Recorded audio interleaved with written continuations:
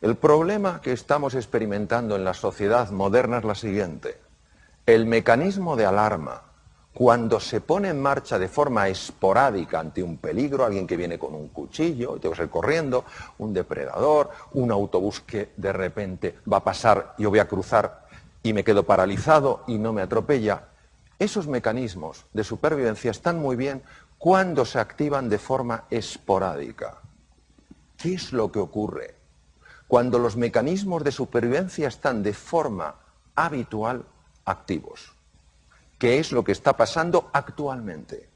Eso es lo que vamos a ver.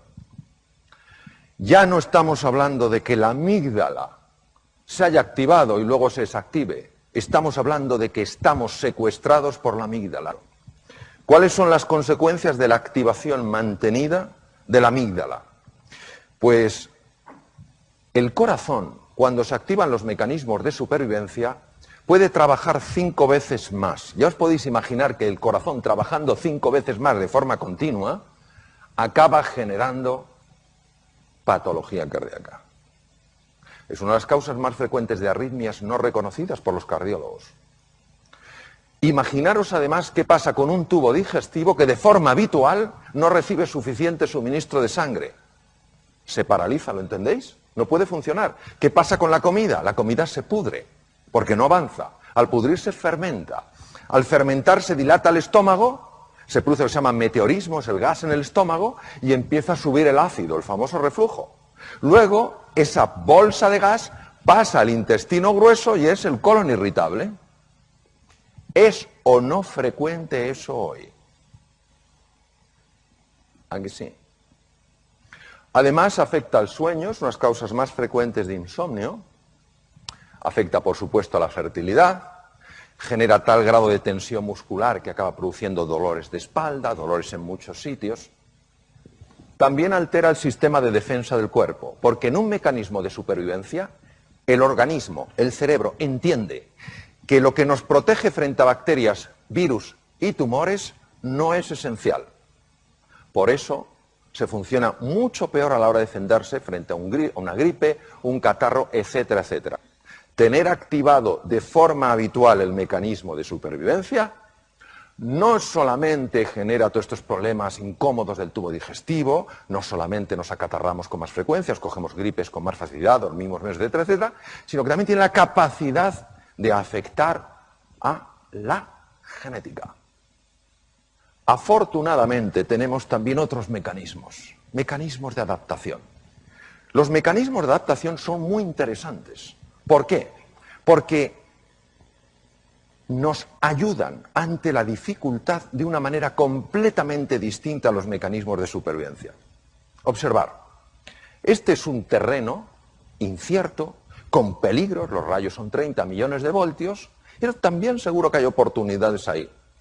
En ese momento, cuando no es la amenaza, sino peligro más oportunidad, lo lógico, lo coherente es que el cerebro active no mecanismos de supervivencia, sino mecanismos de adaptación. Si en medio del desierto aparece un coyote, sí se activará el mecanismo de supervivencia, pero mientras tanto es el mecanismo de adaptación. ¿Por qué el mecanismo de adaptación? Porque el mecanismo de supervivencia solo nos permite atacar, quedarnos bloqueados o huir. Y ya os podéis imaginar que para explorar un territorio nuevo, atacar, quedarse bloqueado o huir es una pobre opción. Son los mecanismos naturales del ser humano. Nosotros hemos progresado a lo largo de la evolución desde hace 2,5 millones de años porque los mecanismos que hemos puesto en marcha fundamentalmente son de adaptación. Solo ante la presencia de un tigre de dientes de sable o un mamut o un mastodonte hemos puesto mecanismos de supervivencia. ¿Por qué son tan interesantes los mecanismos de adaptación? Por lo siguiente. Cuando el cerebro pone en marcha ese mecanismo, a diferencia de cuando pone en marcha el de supervivencia, la sangre no va a la amígdala, sino que va a la zona prefrontal, la zona clave para prestar atención, para ver las cosas con perspectiva, para tomar decisiones y para aprender.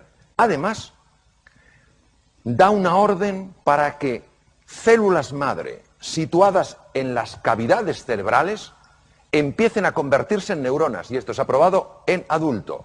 Por eso el mecanismo de supervivencia es el que nos ha permitido aprender cómo entender ciertos patrones en entornos nuevos, activa la creatividad, la capacidad de atención, la perspectiva, la memoria.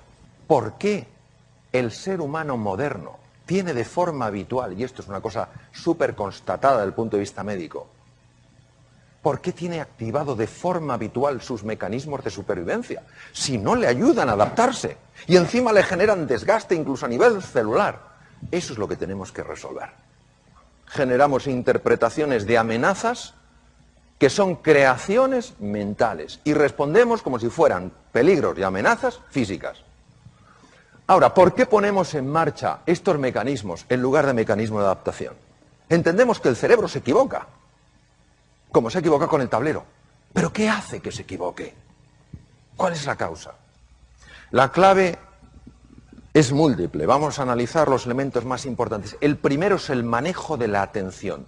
¿Dónde pongo yo mi atención? ¿Dónde me estoy enfocando? ¿Por qué?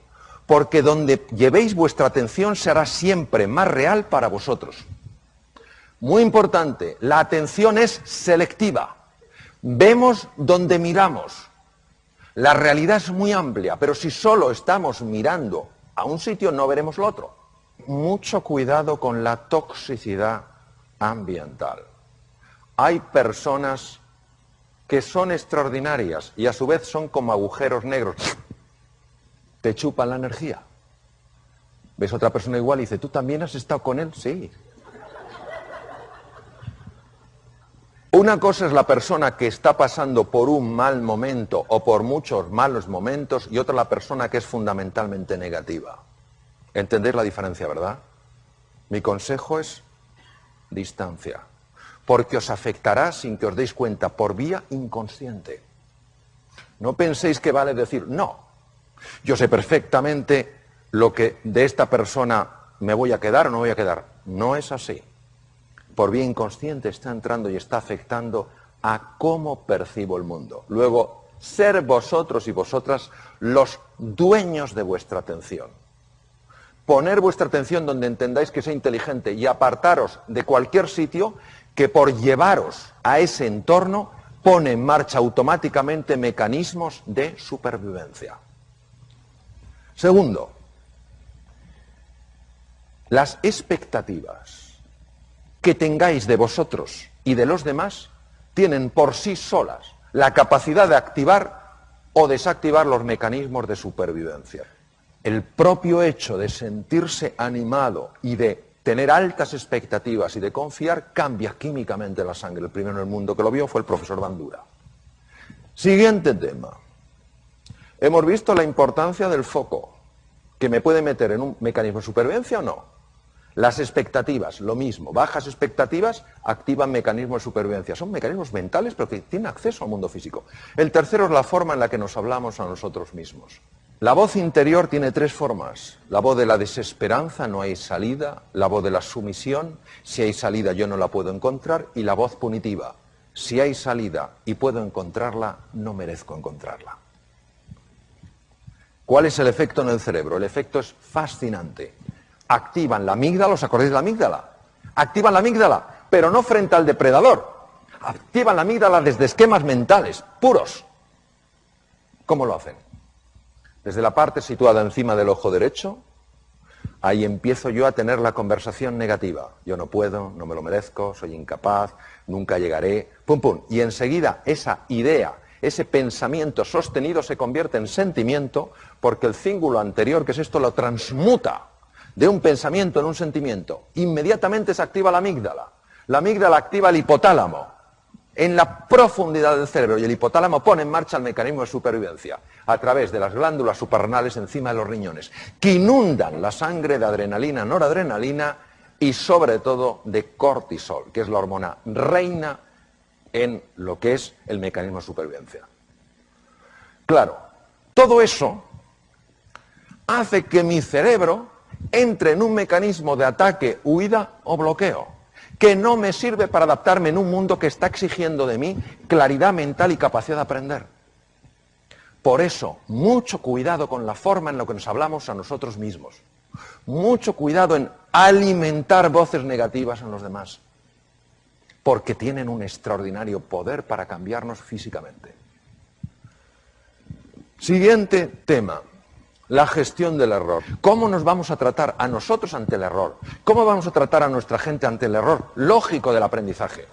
Porque si nos tratamos duramente, activaríamos mecanismos de supervivencia. Si entendemos que es parte del proceso y que necesitamos aprender un camino nuevo para progresar, no activaremos esos mecanismos de supervivencia. Ojo, porque somos muy duros con nosotros mismos. Y las heridas que nos hacemos en el corazón, y las heridas que facilitamos que a veces otros se hagan, cuesta mucho esfuerzo y mucho trabajo reparar. Hace falta mucho tiempo, mucho compromiso para curar, para sanar heridas en el mundo emocional.